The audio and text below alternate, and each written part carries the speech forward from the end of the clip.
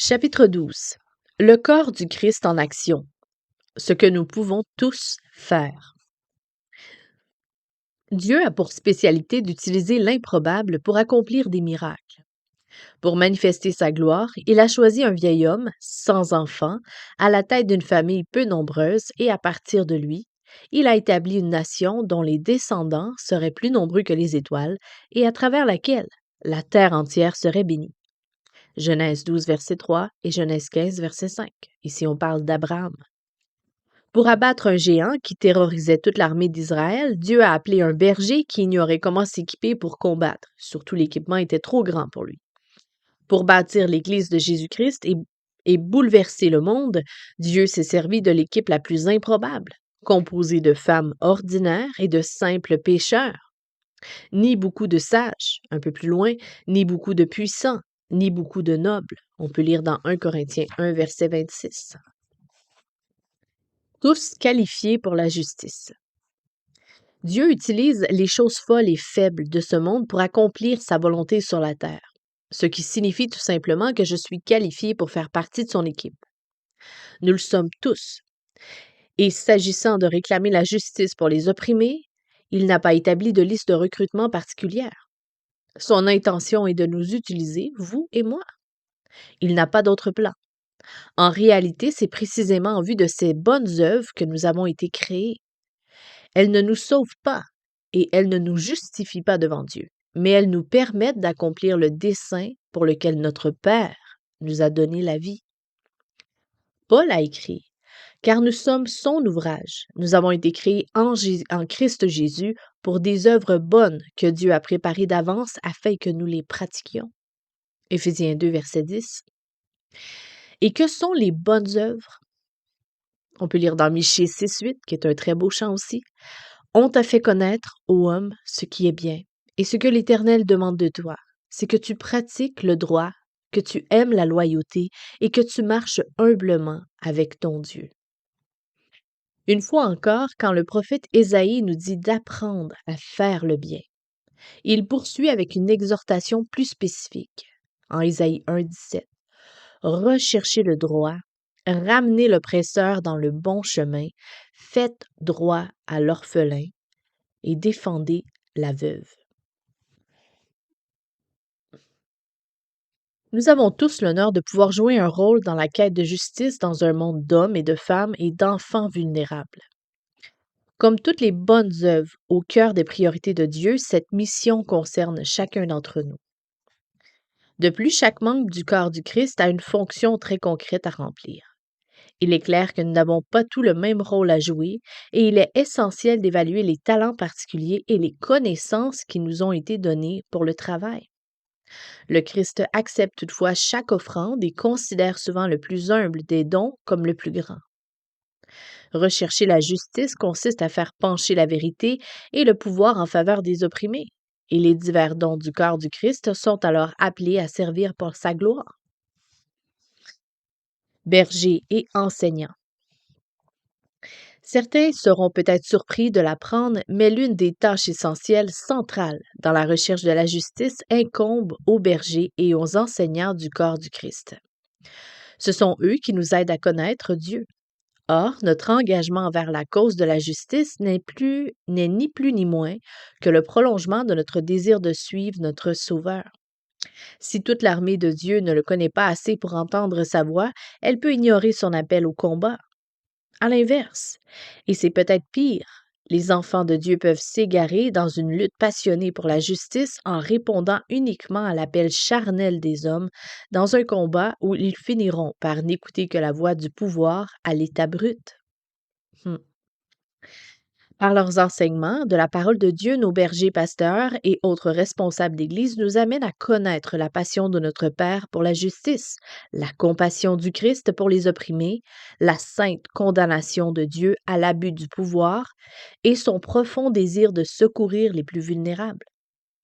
En s'appuyant sur les textes de la Bible, il nous montre que le plan de Dieu inclut la justice et utilise son peuple à travers des actes d'amour et de secours. Il nous équipe d'un espoir qui résistera aux inévitables épreuves et souffrances inhérentes à l'obéissance au Christ. Nos enseignants nous préparent à être les témoins de l'amour et de la sainteté du Christ dans un monde qui souffre sous l'oppression. Missionnaires sur le front. L'autre tâche essentielle au témoignage chrétien en faveur de la justice est assumée par les acteurs sur le terrain. Les dizaines de milliers de missionnaires et membres d'organisations humanitaires qui travaillent en première ligne. Après tout, ils présentent le corps du Christ au sein des sociétés où vivent les opprimés. Actifs sur le front, ces ouvriers partagent le quotidien des pauvres, des marginaux, des minorités et des parias. À ce titre, ils sont les yeux et les oreilles de l'Église partout dans le monde. Ils apprennent de la famille, ils apprennent de la famille du prisonnier qu'il a été emmené de force par la police. Ils remarquent, comme peu d'autres, que des jeunes filles ont disparu et sont retenues prisonnières dans une maison close. La veuve dépouillée de sa terre est membre de leur Église. Le groupe tribunal minoritaire persécuté par l'armée est précisément celui pour lequel le missionnaire traduit les Écritures. Le médecin soigne les blessures de l'étudiant torturé par la police. L'enfant placé en servitude ou violé par un conseiller municipal est justement parrainé par une organisation humanitaire chrétienne. Il n'est pas exagéré d'affirmer qu'à un jet de pierre de chaque être opprimé sur la terre se trouve un ouvrier chrétien appelé à envoyer et envoyé par Dieu dans cette communauté pour y partager l'amour de Jésus. Souvenez-vous que la clé du pouvoir des abuseurs sur leurs victimes consiste à les isoler des personnes susceptibles d'intervenir en leur faveur. Tant qu'ils tiennent leur proie à l'écart des gens qui sont en mesure de dénoncer l'abus et d'exercer un pouvoir de contrepoids pour les protéger, les forts sont libres d'opprimer les faibles.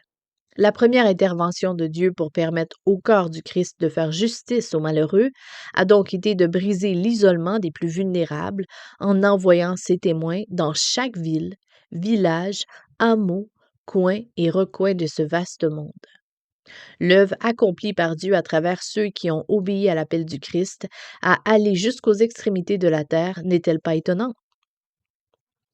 Il a envoyé ses disciples dans toutes les nations du monde, de sorte que les victimes ne sont plus seules. Pourquoi les missionnaires ne peuvent souvent pas intervenir directement? Cependant, beaucoup de chrétiens commettent l'erreur d'attendre que ces missionnaires qu'ils interviennent directement en faveur des victimes. Et or, dans de nombreux cas, ce serait insensé. Comme nous l'avons vu, la quête de justice implique une dénonciation des tromperies et de la coercition par un examen attentif des faits et une intervention tactique auprès des autorités appropriées plutôt. Cette tâche nécessite plusieurs ressources qui, d'après mon expérience, font souvent défaut aux missionnaires chrétiens, c'est-à-dire une énergie émotionnelle, premièrement. Défendre la cause d'une victime demande une dose d'énergie émotionnelle substantielle pour supporter la souffrance de l'opprimé et la frustration constante de déconvenues successives. L'épuisement émotionnel ainsi engendré peut rapidement abattre un missionnaire, et s'il entame ce processus avec des ressources déjà lourdement entamées, il lui sera très difficile de persévérer. Autre point, le temps. Il faut un temps considérable pour rapporter fidèlement les faits et assurer une présence persistante auprès des autorités. S'il se lance avec conviction dans l'univers complexe et frustrant de l'oppression, un missionnaire peut devoir consacrer plusieurs jours à ses efforts. Autre point, les finances. Ce travail peut aussi entraîner des dépenses d'argent. Les coûts liés à une enquête et à une intervention appropriée peuvent se révéler très pesants pour les organisations déjà soumises à des contraintes budgétaires. La sécurité, ensuite. Plus capitale encore, l'intervention en faveur d'une victime exige souvent des mesures de protection contre des représailles. Puisqu'ils sont en quelque sorte des invités dans un pays étranger, les missionnaires chrétiens sont particulièrement vulnérables à la riposte si les autorités sont irritées par les questions posées ou par la cause défendue. Le missionnaire fauteur de troubles peut très bien être expulsé du pays et des permis ou des autorisations indispensables peuvent lui être refusés. Des protections ou des privilèges juridiques ou civils peuvent être supprimés. Et pire encore, les missionnaires qui vivent au sein de la communauté risquent d'être victimes de représailles personnelles et physiques de la part des oppresseurs dans la région. Autre point, expertise. La plupart des missionnaires chrétiens dans le monde ne possèdent pas tout simplement pas l'expertise nécessaire.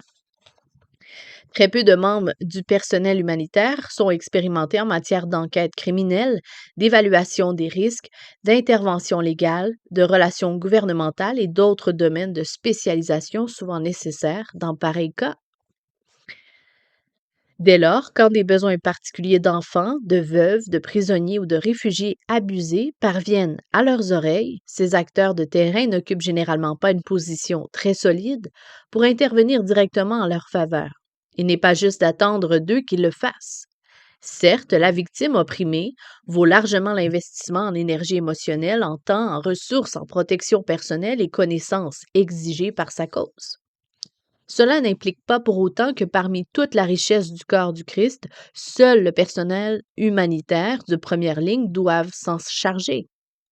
Dans la plupart des cas, il y a d'ailleurs été envoyé sur place et équipé pour des missions très différentes. Quand le professeur de théologie d'une école biblique éthiopienne observe les premiers signes de la famine qui touche la communauté, nous n'attendons pas de lui qu'il se transforme en spécialiste de l'aide humanitaire d'urgence. Quand le pasteur qui implante une église en Asie du Sud-Est voit la sécheresse s'aggraver, nous n'attendons pas de lui qu'il devienne ingénieur hydraulique. Quand une villageoise a besoin d'une opération de la cataracte, nous n'attendons pas du traducteur de la Bible qu'il s'en charge. Dans chacun de ces cas, nous sondons plutôt l'ensemble du corps du Christ et nous faisons appel aux spécialistes de la lutte contre la famine, aux foreurs de puits et aux chirurgiens. Nous sommes en droit d'attendre du missionnaire professeur au missionnaire qu'il partage un bol de riz avec son voisin. Nous pouvons demander au pasteur d'enseigner aux villageois qu'il est préférable de faire bouillir l'eau avant de la consommer. Et nous pouvons attendre du traducteur qu'il pose un pansement sur une plaie bénigne. De même, il arrivera que des missionnaires occupent une position privilégiée pour réclamer justice en faveur d'une victime et puissent contribuer à la disparition de situations oppressives. Mais nous nous trompons si nous pensons que la quête de justice, c'est-à-dire la lutte contre la coercition et la tromperie, est une tâche simple, à la portée de tout individu moyennement compatissant. Ce n'est pas le cas, et nous devons adapter nos attentes envers les missionnaires chrétiens en vertu de cette réalité. Ne commettons pas davantage l'erreur de croire que l'impuissance du missionnaire sur le terrain dans un dossier précis signifie qu'il n'y a personne dans le corps du Christ capable d'intervenir. Ce serait faux dans la plupart des cas. Le missionnaire moyen est complètement démuni devant une dame âgée rendue aveugle par la cataracte, mais sa guérison miraculeuse s'inscrit dans la routine pour le chirurgien spécialisé. De même, les abus qui paraissent absolument désespérés pour le personnel de terrain peuvent constituer des dossiers relativement simples pour un professionnel de la justice. Il faut donc veiller à ce que les ouvriers de première ligne accèdent à ces ressources et à ces connaissances. Nous devons nous assurer que l'ensemble du corps du Christ répond aux besoins du monde au lieu d'imposer un fardeau supplémentaire et injuste aux missionnaires et au personnel humanitaire. Que peut faire le personnel du terrain? Le personnel missionnaire chrétien joue un rôle capital. Il peut transmettre ce qu'il sait au reste de l'Église. Celle-ci apprend d'un professeur d'école biblique en Éthiopie que la famine s'étend dans le pays. Le traducteur de la Bible appelle le médecin et le pasteur, communique à une organisation humanitaire le besoin d'une source d'eau supplémentaire. Et bien entendu, ces ouvriers de terrain doivent aussi partager avec l'Église le récit des oppressions et des abus dont ils entendent parler et qu'ils observent dans leur communauté. Il s'agit d'une mission en 3 étapes. Le personnel de front doit développer des yeux pour voir et des oreilles pour entendre l'injustice dans sa communauté. Jésus est sensible à l'abus de pouvoir et des missionnaires chrétiens doivent chercher à manifester la sollicitude du Christ à cet égard. Par leurs paroles et leur attitude, ils montreront qu'ils s'intéressent à l'injustice dont sont victimes leurs voisins. Dans de nombreux lieux, le moyen le plus efficace de répondre à l'exhortation biblique de porter les fardeaux les uns des autres consiste à écouter le récit de ceux qui peinent sous le poids d'un pouvoir abusif. Galates 6.2. Avec amour et courage, ces chrétiens placés en première ligne peuvent communiquer autour d'eux que les cas d'injustice sont un souci prioritaire et intense pour Dieu et présentent donc forcément un intérêt irrésistible pour son peuple. Le personnel de terrain peut épauler les victimes en les aidant à articuler leur récit. Cette étape fournit le début d'une la base sur laquelle d'autres pourront intervenir. Les missionnaires contribuent déjà à ramener l'oppresseur dans le bon chemin, faire droit à l'orphelin et défendre la veuve, en prenant quelques notes sur le cas qui les préoccupe. Ils poseront donc généralement les questions suivantes en s'efforçant d'obtenir des réponses aussi précises que possible. Les voici. Quelle est la nature de l'agression? Comment la victime a-t-elle été blessée? L'abus perdure-t-il? Qui est la victime? Ensuite, quel est le problème? Ou plutôt la méthode utilisée pour abuser ou blesser? Comment, quand et où l'oppresseur a-t-il perpétré cette agression ou cet abus? Autre question. Qui est l'auteur et pourquoi commet-il cet abus? Autre question. L'auteur de l'abus est-il en réalité délégué par quelqu'un d'autre ou soumis à une chaîne de commandement ou à une autorité? Et si oui, qui est son supérieur ou son soutien? Autre question. L'oppresseur ou ses supérieurs revendiquent-ils la moindre légitimité ou autorité légale pour justifier l'abus? Sur quoi repose cette affirmation ensuite? Les actes de l'oppresseur sont-ils légaux dans ce pays? En répondant à ces questions et à d'autres, le missionnaire précisera aussi l'origine de chaque réponse. S'agit-il d'informations rapportées par une ou plusieurs personnes successives ou de faits établis par des témoignages, des documents ou des preuves matérielles de première main? En compilant de telles notes, le missionnaire disposera d'un outil capital et efficace dont d'autres pourront se servir pour tenter d'intervenir en faveur de la victime. Le personnel de terrain plutôt doit témoigner. Les missionnaires doivent être les gardiens responsables du fardeau qui a été partagé avec eux en le relayant prudemment auprès de ceux qui sont susceptibles d'aider la victime. Ils connaissent peut-être des membres de la communauté, responsables politiques, avocats ou procureurs, en position d'enquêter sur le sujet et de secourir l'opprimé. Il arrive que les missionnaires ignorent à qui s'adresser et se tournent vers la mauvaise personne avec des conséquences regrettables. International Justice Mission a pour vocation de répondre précisément à cet objectif. Mettre à la disposition des œuvres un organisme à qui ils peuvent confier leur récit. Nous les aidons à déterminer comment procéder ou nous reprenons le dossier à notre charge et nous cherchons indépendamment à intervenir en faveur de la victime. De retour dans son pays d'origine, le personnel de terrain peut aussi témoigner dans les églises auprès des chrétiens qui le connaissent. Les églises peuvent apprendre à discerner les besoins à travers le regard de leurs propres missionnaires, et ce, de façon extrêmement crédible et irrésistible. Aucune source n'est plus qualifiée pour remplir un tel rôle auprès de l'Église que les ouvriers envoyés dans les champs.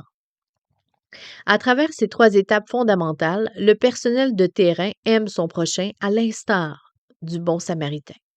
Rappelons-nous que l'acte d'amour du Samaritain se composait de trois volets. On peut lire ce récit dans Luc 10, versets 25 à 37. D'abord, il a refusé de passer discrètement son chemin après avoir aperçu le blessé. Il s'en est approché assez pour évaluer ses besoins. Ensuite, il a offert l'aide dont il disposait en pansant ses blessures et en l'amenant dans une auberge. Enfin, il a confié son prochain à l'aubergiste, un professionnel équipé pour prendre soin de lui d'une manière que le Samaritain ne pouvait pas assumer. Il était bon, non pas parce qu'il a été en mesure de répondre à tous les besoins du blessé, mais bien parce qu'il a eu compassion de lui, qu'il s'est occupé de lui et qu'il l'a confié à quelqu'un qui était susceptible de l'aider. Les missionnaires peuvent obéir au Christ et aimer concrètement leur prochain. Victimes d'abus, en tournant des yeux et des oreilles attentives vers eux, en les écoutant, en notant leur histoire et en les confiant à des entités locales ou internationales susceptibles de les aider. Spécialistes des nations et des cultures. En plus de leur ouvriers sur le terrain, les missions chrétiennes et les organisations humanitaires internationales ont aussi développé le corps le plus extraordinaire de spécialistes des pays et des cultures du monde. Pour tout groupe national, ethnique ou linguistique, ou toute autre subdivision culturelle ou politique de l'humanité, il existe au moins un spécialiste, un chercheur ou un missionnaire chrétien qui a consacré une grande partie de sa vie à l'étude de son histoire, sa culture, ses mœurs, ses traditions, sa dynamique communautaire, sa gestion, son système social, sa religion, sa vision, ses langues et sa politique. Ces 40 dernières années, les missions internationales ont consacré beaucoup de ressources à l'étude des diverses cultures. Au cours des 2 générations passées, la théorie de la mission moderne s'est concentrée sur la transmission de l'Évangile à des communautés sous des formes aisément accessibles dans la culture locale.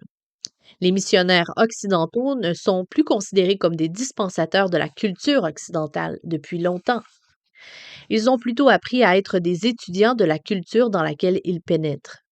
Au sein des écoles et des missions chrétiennes dans le monde, cette étude a atteint un niveau de perfectionnement, d'exhaustivité et de profondeur qui rivalise, lorsqu'il ne le dépasse pas, celui des instituts de formation séculiers, des organes de politique étrangère, des agences gouvernementales et des groupes d'affaires internationaux.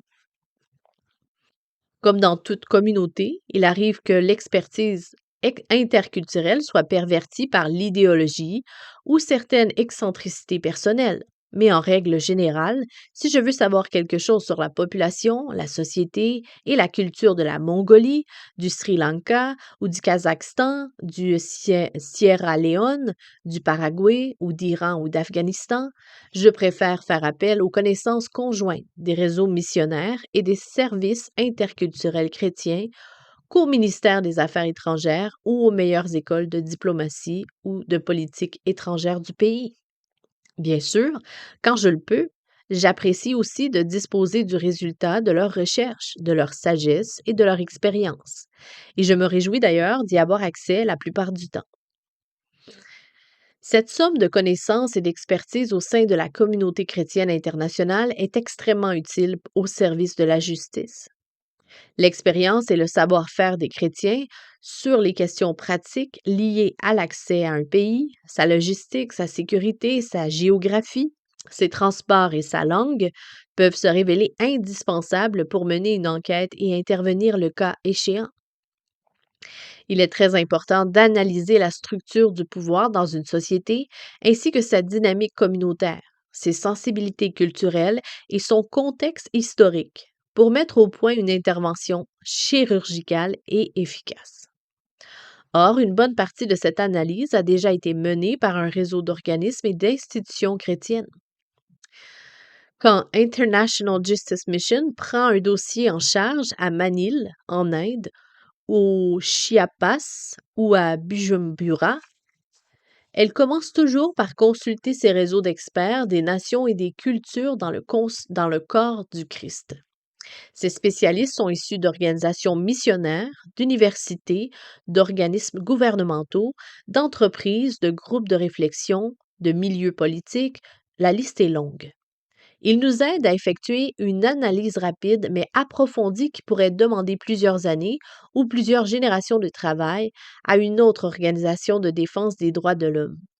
Ces consultations nous fournissent des renseignements sur les structures et les tendances sociopolitiques les plus larges du pays, ainsi que des détails minutieux sur l'histoire, la politique et la culture du village en question. Aux Philippines, le ministère peut aisément se procurer l'organigramme du personnel gouvernemental philippin, mais un cadre chrétien qui fait des affaires dans ce pays depuis 15 ans peut nous indiquer qui tire véritablement les ficelles dans certains milieux. Au Kenya, nous pourrions ne pas comprendre d'emblée que le fait d'utiliser un interprète d'une tribu peut entraver le déroulement d'une enquête qui implique une autre tribu, mais notre missionnaire retraité et spécialiste de l'Afrique de l'Est peut rapidement nous familiariser avec ces diverses implications. L'ambassade américaine ou britannique peut nous décrire brièvement la structure de la police de Bombay, mais la femme qui a dirigé un orphelinat à Bombay pendant 30 ans et qui vient juste d'accepter un poste d'enseignant dans une université du Michigan peut en savoir beaucoup plus sur les véritables chefs de la chaîne de commandement de la police? Pour défendre le droit des victimes d'abus, le rôle de chaque chrétien est énorme. Qu'il soit employé par une mission, une université, un service international, une entreprise globale ou d'autres organes permettant de se spécialiser dans de multiples pays et cultures. Ces experts doivent reconnaître la valeur de leur sagesse, de leurs connaissances et de leur expérience et les partager avec ceux qui interviennent en faveur des opprimés. Le ministère International Justice Mission serait très reconnaissant de pouvoir ajouter ces connaissances à ses comités de consultants internationaux. Professionnels de la justice. Les professionnels de la justice ont évidemment aussi un rôle essentiel à jouer, s'ils ont la capacité de travailler dans un contexte interculturel. La première étape pour faire justice aux opprimés consiste à dénoncer la tromperie qui sert de couverture à la coercition et aux abus. Les professionnels formés pour débusquer les faits ont donc une contribution capitale à apporter dans la défense des victimes. Des enquêteurs criminels dotés d'aptitudes interculturelles peuvent s'infiltrer pour enquêter et mener d'autres opérations pour recueillir des éléments de preuve. Ils sont capables de trouver des détails sur la nature de l'abus, les victimes et les auteurs. Ils peuvent aussi accompagner, former et équiper des enquêteurs locaux pour que ceux-ci soient en mesure de réagir aux cas d'oppression qui affectent leur communauté. Nous n'avons peut-être pas coutume d'envisager le recours à des professionnels de la justice et à des enquêteurs criminels dans le cadre d'un ministère chrétien. Si c'est le cas, il nous faut d'urgence réviser notre jugement. Si la quête de justice contribue à bâtir le royaume de Dieu, nous devons utiliser pleinement ceux qui possèdent les capacités et l'expérience nécessaires pour confondre la coercition et la tromperie. Notre directeur des enquêtes a rejoint International Justice Mission au sommet de sa carrière d'enquêteur criminel en chef. Il a commencé à servir son pays comme adjoint du shérif, en travaillant sur des meurtres, des viols et des cas de pédophilie, des trafics de drogue et toutes sortes d'autres crimes. Et plus tard, il a pris la direction du service des enquêtes. Il a dirigé l'équipe d'intervention spéciale, puis il a été commandant au sein de la Force de police internationale en Bosnie. Là-bas, des officiers de près de 40 pays ont servi sous ses ordres dans le cadre de l'enquête sur les violations des droits de l'homme. Dieu l'a donc équipé d'une manière très particulière pour démasquer la coercition et les mensonges de ceux qui abusent de leur pouvoir. Aujourd'hui, sur la base des renseignements fournis par des organisations chrétiennes disséminées dans le monde, il identifie les policiers qui agressent et extorquent de l'argent aux enfants des rues. Il sauve des jeunes filles prisonnières de réseaux de prostitution. Il fait traduire en justice ceux qui détiennent des enfants en servitude. Selon les cas, il peut compter sur des collègues de terrain, notamment des avocats, des agents secrets à la retraite ou des policiers envoyés en mission à court terme par l'organisation. Il peut solliciter l'avis de légistes chrétiens par courrier électronique ou faire appel aux connaissances d'un juge ou d'un magistrat chrétien. Tous ces croyants mettent des dons extraordinaires au service de l'appel divin, à rechercher la justice et à secourir les opprimés. Tous les chrétiens qui travaillent pour des organes législatifs nationaux, les ministères des Affaires étrangères, les Nations unies, l'armée, les corps diplomatiques ou pour un organisme international de défense des droits de l'homme peuvent contribuer à la tâche grâce aux capacités, à l'expérience et aux relations que Dieu leur a données. Au sein de l'organisme, des professionnels chrétiens de la justice dotés d'aptitudes techniques et de capacités interculturelles ont démontré qu'ils pouvaient être utilisés par Dieu de façon miraculeuse pour défendre les plus faibles.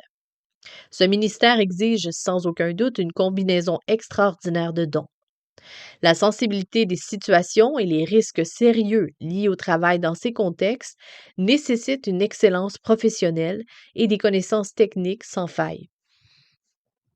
Les circonstances ne permettent aucun compromis en faveur des croyants qui présentent seulement de bonnes intentions, une grande motivation ou une profonde compassion. Si nous ne prenons pas l'engagement ferme de respecter les critères d'excellence opérationnelle et tactique les plus rigoureux, nous ne glorifions pas Dieu et nous n'honorons pas ceux que nous servons. Il n'en demeure pas moins qu'un tel niveau d'excellence professionnelle doit être soumis à l'esprit. Le travail des professionnels chrétiens de la justice au sein de International Justice Mission exige avant tout de grandes ressources spirituelles de foi, de courage, d'humilité et d'esprit de sacrifice dans le service. Il nécessite la capacité de travailler avec douceur, amour et honnêteté parmi d'autres peuples et un cœur qui écoute avant de parler. Il se caractérise par la discrétion, la sagesse et une dose particulière de maîtrise de soi et d'abnégation. Il s'appuie enfin sur une vie de prière persistante et incessante. Dans sa miséricorde et son mystère, Dieu a équipé le corps du Christ d'hommes et de femmes dotés de capacités uniques pour témoigner de la justice et vaincre la duplicité et la coercition. Il incombe à l'Église de déployer ce que Dieu lui a donné pour défendre les plus vulnérables sur cette planète. Professionnels et hommes d'affaires internationaux. Il existe un grand nombre de professionnels des milieux d'affaires qui ont acquis de vastes connaissances et établi des relations d'influence dans les pays avec lesquels ils commercent. Il peut arriver que ces liens ne servent pas uniquement des fins commerciales, mais soient aussi mis au service des plus faibles de la société. Ces hommes d'affaires peuvent interroger directement les autorités publiques ou leurs partenaires commerciaux sur les cas précis d'abus présumés soumis à leur attention. Si elles sont menées avec respect, humilité et basées sur des faits spécifiques et avérés, de telles enquêtes peuvent considérablement influencer les autorités ou les élites locales. Dans le cas contraire, ces dernières n'auraient peut-être jamais eu vent de ces questions, essentiellement parce que les victimes sont très éloignées des milieux socio-économiques dans lesquels évoluent les chefs d'entreprise. Les hommes d'affaires chrétiens peuvent établir des relations avec une Église dans le pays où ils s'implantent. Mieux encore, comme Jésus, ils peuvent créer des liens avec des croyants locaux en dehors des milieux socio-économiques dans lesquels leur affaire les amènerait plutôt à évoluer par le biais de contacts personnels avec la communauté chrétienne locale. Les hommes d'affaires actifs à l'étranger peuvent conférer une sensibilité chrétienne à l'exercice du pouvoir commercial et attirer l'attention sur les conséquences néfastes de certaines décisions. En outre, les cadres internationaux peuvent ouvrir la porte à des moyens d'intervention tactique en faveur des victimes. Ainsi, après avoir mené une enquête approfondie sur les faits, nous pouvons demander à des hommes d'affaires de nous présenter personnellement des hauts responsables de l'État ou d'importants homologues susceptibles de favoriser l'aide à apporter à la victime. Nous sommes souvent en mesure de trouver des personnes influentes dans les milieux d'affaires et les cercles du pouvoir qui sont disposés à apporter leur aide quand le cas leur est présenté avec discrétion, respect et exactitude. Les chrétiens qui travaillent à l'étranger dans les milieux d'affaires sont souvent en position d'accéder à ces relations. Ces dernières peuvent s'avérer essentielles pour conférer un statut et du poids à la cause de la victime. Enfin, les hommes d'affaires sont fréquemment en mesure de soutenir financièrement la quête de justice.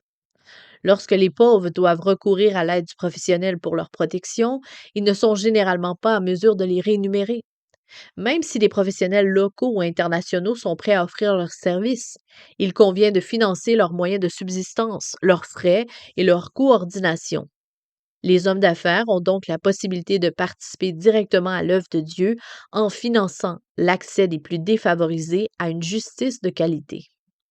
C'est pourquoi ceux que Dieu a bénis dans le cadre de leur activité commerciale internationale peuvent lui rendre une partie de sa générosité en soutenant les efforts qui visent à défendre les victimes d'oppression dans le pays même où Dieu a fait fructifier leur avoir. Il peut même arriver que ce soutien apporté par un homme d'affaires soit précisément la raison pour laquelle Dieu lui a accordé une prospérité particulière dans ce pays. Rapporteur et communicateur. Deux types de récits méritent d'être rapportés avec passion et excellence dans le cadre de la quête de justice. L'histoire des victimes et les exemples de ce que Dieu a fait pour les secourir.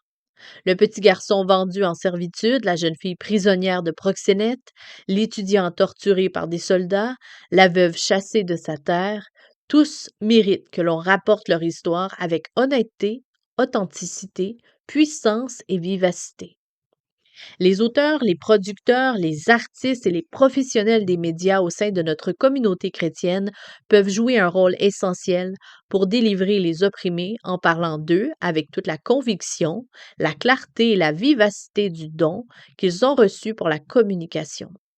Et là où Dieu, dans sa miséricorde et sa puissance, a apporté du secours, l'histoire de sa fidélité doit être dite, avec tous les moyens de communication et d'expression artistique à notre disposition.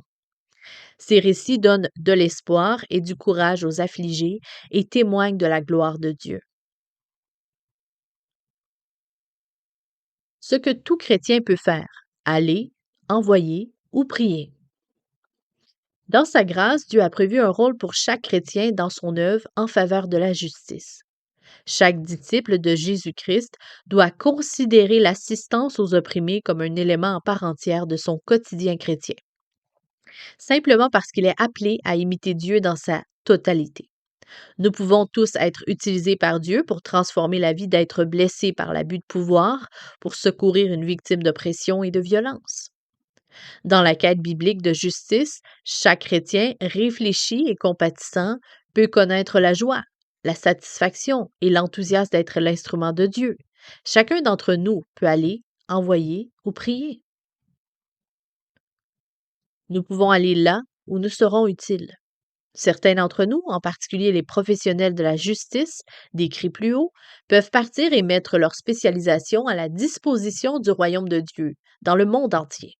Par le biais d'International Justice Mission, ces spécialistes se rendent dans divers pays comme personnel à temps plein temps, consultants ou bénévoles. Ils mènent les enquêtes, dirigent les interventions, forment et coordonnent d'autres disciples de façon à permettre au corps du Christ de réagir bibliquement aux cas d'abus et d'oppression dans la communauté. Nous pouvons envoyer des gens susceptibles d'aider. Derrière tout professionnel envoyé sur place se tiennent ceux qui le soutiennent.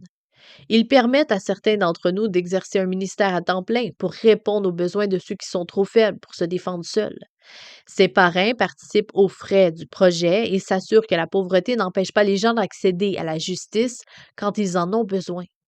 Chaque fois qu'un employé de la mission contribue à délivrer une orpheline de la prostitution ou à faire traduire en justice des policiers qui ont violé des jeunes fugueuses, ils y parviennent uniquement parce que de nombreuses personnes sont derrière lui. Voyager à l'autre bout du monde et répondre aux besoins des opprimés n'est pas à la portée de chacun, mais chacun peut envoyer d'autres. Ils fortifient aussi le personnel de terrain par leur intercession. Ils partagent leur fardeau, ils leur offrent des encouragements personnels et des prières, et ils les soutiennent financièrement. Pour de nombreux hommes d'affaires chrétiens, l'une des plus grandes joies consiste à observer comment Dieu utilise leurs ressources dans le cadre du travail de d'autres croyants qui secourent les enfants maltraités. Nous pouvons prier pour ceux qui sont en position d'intervenir. Enfin, pour ceux qui ne peuvent ni partir ni envoyer directement des professionnels, il reste la part la plus sainte du travail, l'intercession.